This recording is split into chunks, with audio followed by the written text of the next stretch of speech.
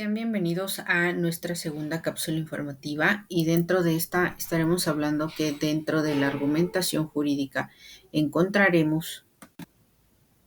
encontraremos aquellas teorías sumamente necesarias para el estudio precisamente y la aplicación de la argumentación. Así que estaremos hablando desde este punto donde el derecho y la argumentación pues se fundamentan también en algunas o distintas cuestiones judiciales que durante mucho tiempo precisamente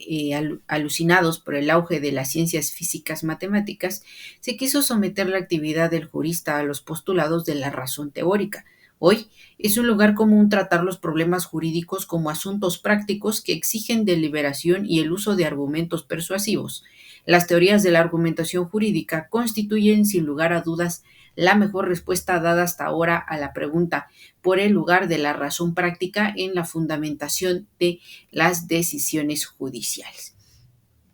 Aunado a esto, precisamente empezamos con el lugar y límites de la razón analítica en el derecho y los primeros intentos de construir un discurso jurídico a imagen y semejanza de la ciencia moderna, siendo en el siglo XVI con la teoría del derecho natural racionalista, es decir, estamos hablando del ius naturalismo.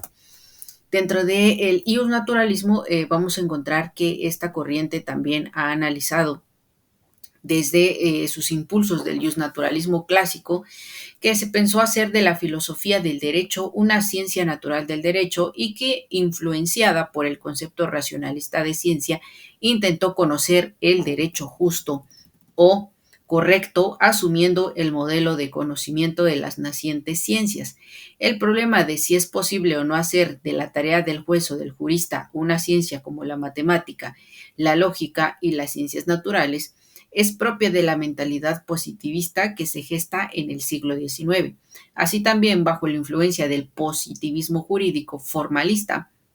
la exegesis y el conceptualismo alemán construyen muy buenos ejemplos de ello. También la teoría general del derecho, que surge a mitad del siglo XIX. Quiso, apoyada en la lógica tradicional, construir una ciencia jurídica formal en sustitución de la llamada dogmática jurídica. Como reacción a la tendencia formalista surge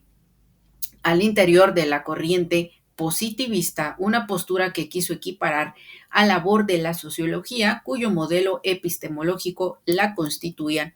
las ciencias sociales o culturales, es decir, hablamos del positivismo clásico. Ahora, sin embargo, no deja de traer serios inconvenientes, especialmente al desnaturalizar la actividad específica del jurista e identificarlas como las del investigador social. Las teorías epistemológicas que se desarrollan para el siglo XX mostrarán que el concepto de racionalidad rebasa los límites de la razón teórica que defendió el positivismo decimonónico y el neopositivismo, y que en ella debemos incluir la razón práctica, que no tiene como objeto realizar demostraciones ni establecer conclusiones apodícticas, sino guiar las deliberaciones en las controversias, facilitar la elaboración y formulación de argumentos necesarios que tienen carácter persuasivo y la toma de decisiones. Bajo este sistema, entonces encontramos también a uno de nuestros principales exponentes, quien fue Thomas Hobbes, ¿no? Quien, a pesar de algunas interpretaciones que lo sitúan como un precursor del positivismo, también es considerado un pensador naturalista debido a su defensa de principios que parten de la naturaleza humana y de su racionalidad.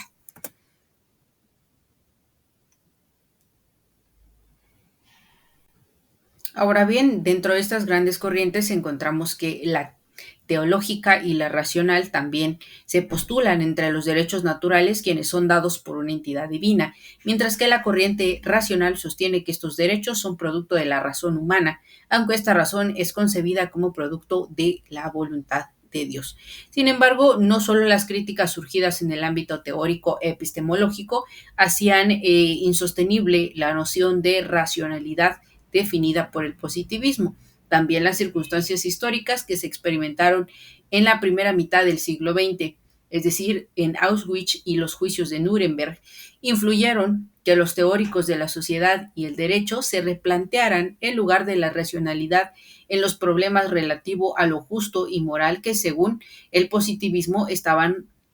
relegados al ámbito de lo subjetivo e irracional. y especialmente el papel de las valoraciones morales en el derecho. Un hecho notable después de Nuremberg fue la importancia de que a partir de entonces se le otorgó en forma cada vez más crecientes al uso de los principios generales del derecho, máximas y tópicos jurídicos en el razonamiento judicial continental y no solo en la doctrina, sino en el derecho de los jueces. Es decir, contamos también con estas consecuencias o bases que nos dejan este redescubrimiento. Podremos tener a distintos exponentes quienes